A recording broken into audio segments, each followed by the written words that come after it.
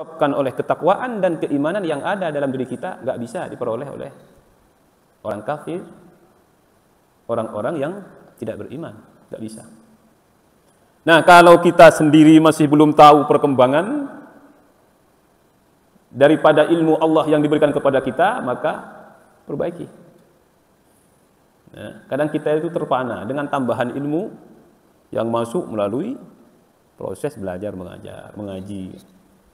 Padahal ada yang lebih luas dari itu, yaitu ilmu Allah. Tidak terbatas. Mudah-mudahan kita semua oleh Allah dibuka basirah kita untuk semakin memahami Allah. Dalam arti semakin mengetahui bahwa diri kita ini tidak ada apa-apanya. Man arafa nafsahu faqad arafa rabbah. Jemaah yang dimuliakan oleh Allah, kita akan melanjutkan ayat yang ke-8. Tapi saya akan membahas satu ayat berkaitan dengan bulan ini. Karena sering saya ditanya terkait dengan amalan yang dianjurkan di bulan Dzulqa'dah yang merupakan bulan Muharram. Kalau Dzulhijjah banyak riwayat-riwayat, ada yang dhaif, ada yang kuat. Allah Subhanahu wa taala di dalam surat At-Taubah ayat 36 berfirman, a'udzubillahi minasyaitonir rajim. Inna iddatasy syuhuri indallahi 12 syahran fi kitabillah yauma khalaqas samawati wal ard. Kita bahas satu persatu ayat ini, mudah-mudahan wawasan kita bertambah. Sesungguhnya hitungan bulan itu 12 di dalam kitab Allah semenjak hari penciptaan langit dan bumi. Artinya semua kitab yang diturunkan oleh Allah di dalamnya menyatakan bahwa dalam setahun ada 12 bulan. Nah, kemudian di sini ada yauma khalaqas samawati wal ard. Berarti dari sejak hari diciptakan langit dan bumi. Saya kemarin mendapatkan pertanyaan tentang makna hari Ahad. Apakah itu bahasa Arab? Iya, bahasa Arab. Ahad artinya satu, berarti hari ke-1. Itsnain kita bahasa Indonesiakan dengan Senin. Nah. Selasa bahasa Arabnya Sulasa. Itu hari, itu bahasa Arab itu, Pak. Di bahasa Arab Selasa itu ya 3. Salat. Wahid, Itsnin, Salat. Arbi'ah itu dari 4. Arba'ah. Nah, Jumat ini beda. Jumat bukan bahasa Arab artinya 5, enggak. Jumat itu bahasa Arab artinya berkumpul. Jadi Ahad, Itsnin, Thalatha, Arbi'ah.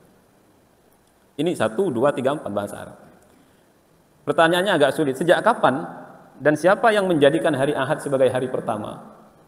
Karena Ahad artinya hari pertama. Apakah ada kaitannya dengan Islam?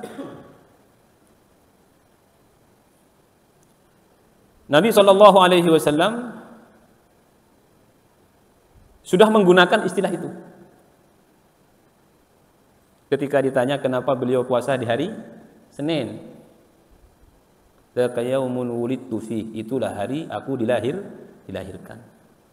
Berarti ada istilah Senin. Kemudian Nabi pernah ditanya kenapa puasa di hari Kamis. Beliau menjawab karena pada hari itu diangkatlah amal dalam sepekan dari umat manusia ini, dan aku ingin ketika amalku diangkat aku dalam keadaan berpuasa. Nah, jadi istilah itu sudah ada sejak sebelum Nabi.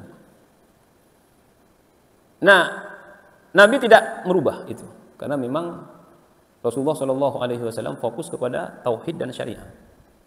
Tidak merubah itu. Apapun yang tidak berkaitan dengan akidah dan syariah tidak termasuk yang disampaikan Nabi SAW dan tidak dikedepankan, diprioritaskan. Termasuk masalah seperti ini, termasuk masalah kalender itu. Nabi tidak terlalu mempermasalahkan itu karena itu termasuk umur duniawi ya.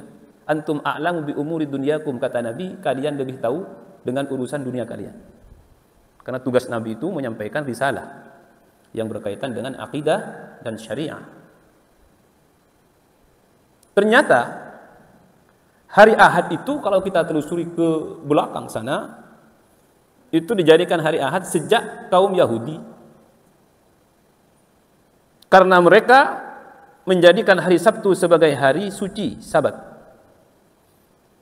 Mereka beribadah di hari itu, berkumpul di hari itu, dan memulai hari baru dari hari Ahad. Kalau Nasrani, Masihiyah dalam bahasa Arabnya, sebagian Arab, itu menjadikan hari sucinya di hari Ahad. Dan itu hari terakhir dan memulai hari pertamanya dari hari Senin. Umat Islam ini oleh Allah diberi satu hari, namanya hari Jumat. Berarti hari Jumat hari tempat berkumpul orang Islam untuk melaksanakan sholat Jumat. Dan itulah hari yang dikatakan oleh Nabi sebagai hari raya dalam sepekan. Hari Jumat. Dan dikatakan paling baik hari dalam sepekan ya hari Jumat. Dan paling baik malam Jumat. Sampai Allah Subhanahu wa taala menciptakan Nabi Adam yang merupakan bapak kita di hari Jumat. Dan itu hari terakhir penciptaan. Dalam hadis Muslim, Allah menciptakan dalam sepekan. Berarti pekan ini sudah menjadi sunnatullah. Pertama Allah menciptakan itu di hari Sabtu. Allah menciptakan turbah di hari Sabtu, kemudian menciptakan gunung-gunung di hari selanjutnya, terus selanjutnya sampai hari Jumat Allah menyelesaikan dengan menciptakan Nabi Adam. Tapi jangan begini, kok Allah masih butuh hari Sabtu? Tidak. Itu dalam rangka proses. Allah bisa kun fayakun bisa. Tapi itu ada dalam hadis Muslim. Jadi hari Sabtu, hari Jumat, hari Sabtu.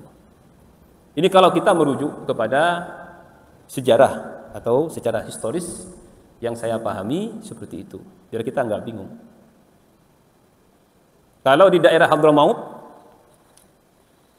di Yaman, itu berbeda memang Pak. Jadi ini kembali kepada kebiasaan dalam satu daerah. Kalau di sini ya akhir pekan itu Sabtu dan Ahad. Kalau di Yaman, akhir pekannya itu ya Jumat. Jadi biasanya kita Kamis sore itu sudah keluar sama teman-teman karena Jumatnya libur, ada sebagian Jumat Sabtu libur. Ada sebagian, tapi rata-rata hari Jumat libur. Mulai pekan itu hari Sabtu, hari Ahad, begitu dan selanjutnya. Tapi tidak ada kaitan sama sekali dengan akidah dan syariah yang kita anut. Silahkan. Inna iddatasy syuhuri 'indallahi 12 syahran fi kitabillahi yauma khalaqas samawati wal ard. Minha arba'atun hurum. Dari 12 bulan itu ada 4 bulan. Nabi sallallahu alaihi wasallam bersabda, "Inna zamana taduru ka hayatihi yauma khalaqas samawati wal ard, as-sanatu 12 syahran. Minha arba'atun hurum." Tafsir dari ayat ini. Jadi ayat itu paling utama kalau ditafsirkan dengan hadis Nabi. Thalathun mutawaliyat, 3 dari bulan haram itu berturut-turut. Dzulqa'dah, bulan ini, Dzulhijjah, Muharram. Ibnu Katsir dalam tafsirnya mengatakan, hikmah berturut-turutnya 3 bulan ini karena di bulan Dzulqa'dah itu orang sudah memasuki Mekah. Bulan Dzulhijjah itu orang sudah melaksanakan manasik haji. Bulan Muharram itu orang sudah keluar dari Mekah. Makanya dikatakan bulan haram li hurmatil qital, dalam sebagian makna artinya tidak diperkenankan pembunuhan, peperangan, kezaliman untuk keamanan. Orang berangkat ke Mekah, aman, melakukan ibadah haji aman, pulang aman.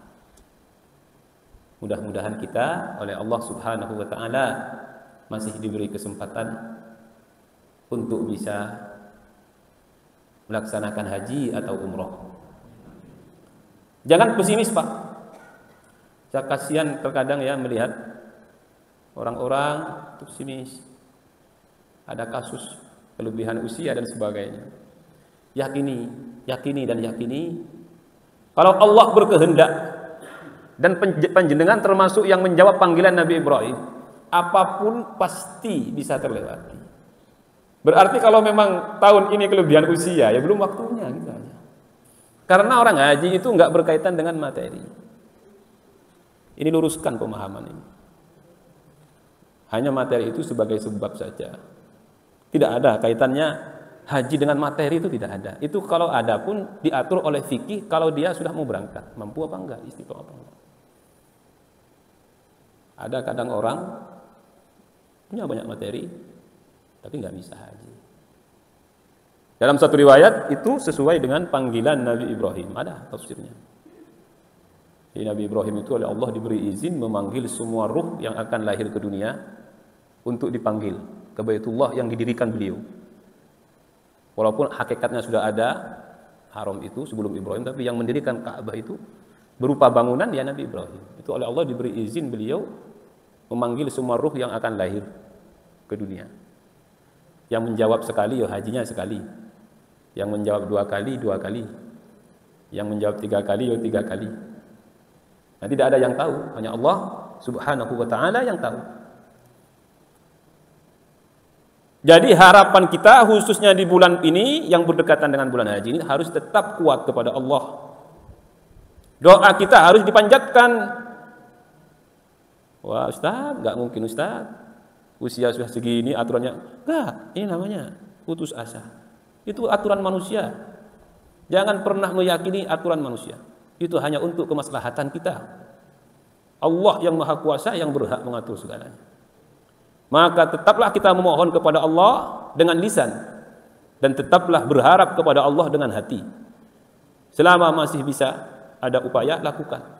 Allah ketika akan memberikan karunia-Nya kepada hambanya, biasanya dimudahkan lisannya untuk meminta dan dikuatkan hatinya untuk berharap. Kalau sudah lembek, harapannya wis habis. Biasanya doa Allahumma rzuqni ziarah Makkah wal Madinah. Karena ada aturan gini wis enggak doa lagi. Nah ini artinya panjenengan itu lebih percaya kepada selain Allah. Padahal harusnya Allah itu dikedepankan. Ya Allah, kalau Engkau berhendak dengan cara apapun pasti aku mampu melakukan itu. Toh walaupun harus mati dan kita tidak ke sana, maka kita telah ditulis oleh Allah sebagai orang yang mendapatkan kebaikan berniat haji itu. Itu penting, jangan sampai surut. Jangan sampai surut, khususnya yang masih belum haji. Dan jangan sampai kemudian memudahkan meremehkan urusan haji. Enggak benar, Pak. Ayat wa may yu'azzim sya'airallahi min taqwal qulub itu turun dalam manasik haji. Oh, itu syiar yang harus diagungkan. Dulu ketika saya kecil sering diajak orang tua saya sowan ke kiai-kiai, orang-orang soleh, minta doa. Hampir semua nasihatnya itu pasti terselip di dalamnya haji. Sudah haji, Pak? Mudah-mudahan haji. Itu. Sekarang enggak. Ya, sekarang enggak, nasihatnya itu enggak lagi gitu. Sudah haji, Pak. Malah, Pak, sudah Pak, enggak usah ngarap haji, Pak. Pak, mungkin enggak. Ini perbedaannya berarti ada apa? Tidak ada lagi pengagungan terhadap syiar Allah. Kemudian apapun yang terjadi ini, kita kemudian putus harapan, kurang semangat, dan tidak lagi meminta kepada Allah Subhanahu wa ta'ala. Minha arba'atun hurum, dari 12 bulan ada 4 bulan namanya bulan haram. Haram artinya mulia. Ada yang memaknai haram itu sesuatu yang tidak boleh, itu haram. Yang harus dicegah, ini haram. Sama, tidak jauh berbeda maknanya. Kalau di bahasa Indonesia kan hormati. Yang saya hormati, hormat itu bahasa Arab, hurmah. Yang saya hormati, nah kita kadang nggak sadar. Itu mengadopsi bahasa Arab. Yang saya muliakan. Jemaah yang dimuliakan oleh Allah, karena bulan haram ini termasuk yang dikhususkan, diistimewakan oleh Allah, maka tidak mungkin sama dengan bulan yang lain. Kalau kita tidak mampu membedakan, berarti kita kurang peka, hati kita, basirah kita kurang tajam. Selain Jumat nggak bisa membedakan, itu berarti basirahnya kurang tajam. Beda Pak, masa nggak beda? Beda. Oh, hari Jumat paling baik. Yang paling baik, yang super dengan yang nggak super itu pasti beda. Hanya kadang karena banyaknya debu yang menghalangi hati kita untuk merasakan itu, debu-debu dosa dan kemaksiatan, maka kita tidak mampu membedakan. Maka kalau di akhir Ramadan ada malam Lailatul Qadar, itu harus mampu membedakan. Memang ini butuh tingkatan tertentu, derajat tertentu untuk mencapainya. Tapi kita berusaha ke sana. Sehingga mudah-mudahan Allah Subhanahu wa taala bisa senantiasa membimbing kita ke dalam tahapan derajat yang semakin baik. Minha arba'atul hurum, dari 12 bulan ada 4 bulan yang haram. Fala tadhlimu fihinna anfusakum, janganlah kalian menzalimi diri kalian pada bulan itu. Nah, di sini kemudian muncul dari ayat fala tadhlimu fihinna anfusakum, jangan kalian menzalimi diri kalian pada bulan itu. Jumhur ulama mengatakan pada 4 bulan itu khususnya. Dolim nggak boleh memang, dimanapun, kapanpun nggak boleh. Tapi di 4 bulan ini kita tidak boleh dan ditekankan. Dari sini kemudian ada amalan. Allah meminta kalau sudah masuk Dzulhijjah, Muharram dan Rajab, itu jangan panjenengan berbuat dosa. Begitu. Sahabat ketika ada ayat ini bertanya, ayyuna ya Rasulullah la yadhlimu nafsahu. Siapa dari kita ya Rasulullah yang tidak menzalimi dirinya? Kita ini tiap hari zalim. Bahkan Nabi yang mengatakan kullu bani Adam khata', setiap anak Adam itu pasti bersalah. Allah meminta kita jangan zalim di bulan itu, ya nggak bisa, kita tetap manusia ya. Nah, di sini kemudian timbul amalan. Karena Allah meminta kita jangan zalim, khususnya di bulan ini, dan kita manusia ini sering berbuat zalim, maka perbanyak istighfar. Maka ini kemudian menjadi kebiasaan dari para sholihin di bulan haram ini, biasanya memperbanyak istighfar. Astagfirullah. Terserah panjenengan. Rabbi firli warhamni wa tub alaihi. Terserah panjenengan, astagfirullah. Kalau bisa istighfar yang pernah diajarkan seorang guru yang punya sanad tertentu, monggo. Kalau bisa, kalau enggak Nabi sudah mengajarkan astagfirullahaladzim la ilaha illa huwal qayyum wa atubu ilaihi. Saya punya 2 sanad istighfar, 3 sanad istighfar. Yang pertama astagfirullah saja. Ya kalau sudah kita diberi ijazah seperti itu, ya nggak boleh nambah, nggak boleh kurang. Supaya tersambung dengan orang yang mengijazahi kita. Tapi apakah nggak boleh kita membaca seperti yang dalam hadis? Ya boleh. Loh, apa fungsinya kok masih astagfirullah saja? Kata guru saya itu, baca astagfirullah saja 100 kali. Setiap pagi, setiap sore. Yang nggak tahu guru saya dari gurunya juga. Nah, ini saya baca, tapi tetap saya membaca astagfirullahaladzim la ilaha illa huwal qayyum wa atubu ilaihi di setelah sholat. Karena memang itu sudah ada hadis riwayat, dan itu ijazah umum namanya. Boleh diamalkan siapa saja. Tapi jangan asal nyomot panjenengan kalau tidak ada hadis atau riwayat yang menyatakan dari amalan itu. Nemu di grup, nemu di Google, dibaca. Apakah dapat pahala? Dapat pahala, Pak. Panjenengan menemukan amalan di grup WA atau di Google, kayaknya ini mandi amalan ini. Dibaca oleh panjenengan. Ternyata emang amalannya amalan Al-Quran, baca. Apakah dapat pahala? Dapat pahala. Tapi secara sanad terputus. Karena dia mendapatkannya dari internet. Secara sanad nggak ada. Manusia itu tersambung dari 2 jalan. Dari jalan lahir yang kita peroleh dengan mata, dengan telinga. Jalan lahir ini, Pak. Tapi ada yang tersambung melalui jalan batin, yaitu hati. Nah, ini yang kadang-kadang perlu sanad. Baik. Kembali kepada pembahasan kita, minha arba'atun hurum, maka banyak istighfar. Kapan waktu istighfar yang paling baik? Kalau panjenengan tidak pernah diijazahi seorang guru, seorang kiai, kamu baca istighfar sekian di waktu ini, ya sudah baca di waktu sahur. Kalau di tarim itu setelah sholat, bareng-bareng, 1 kali. Di waktu sahur, Imam Ibnu Qayyim rahimahullahu ta'ala dalam kitabnya Zadul Ma'ad pernah berkata, Arba'atun tajlibur rizqa, ada 4 perkara yang bisa menarik rezeki. Gak usah pergi ke siapa-siapa. Ini 4 perkara kata Ibnu Qayyim bisa narik rezeki, narik. Ditarik dengan 4 perkara ini. Yang pertama, qiyamul lail, bangun malam. Ini mujarrab Pak, mujarrab. Orang yang melakukan 4 hal ini enggak ruwet.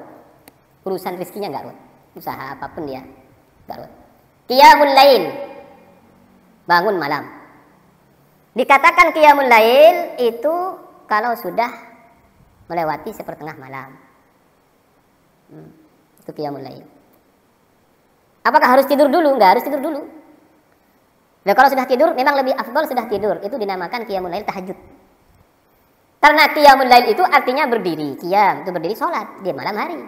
Entah sebelum tidur atau sesudah tidur. Hanya sunnahnya memang Nabi itu kalau tahajud setelah tidur. Maka para ulama mengatakan yang sholat malam sebelum tidur namanya qiyamul lail. Yang sudah tidur namanya tahajud. Sebenarnya sama qiyamul lail. Ini harus punya rutinitas. Kemudian yang kedua, ini yang mujarrab ini. Mujarrab subhanallah. Kathratul istighfari fi waqtil ashar, memperbanyak istighfar di waktu sahur.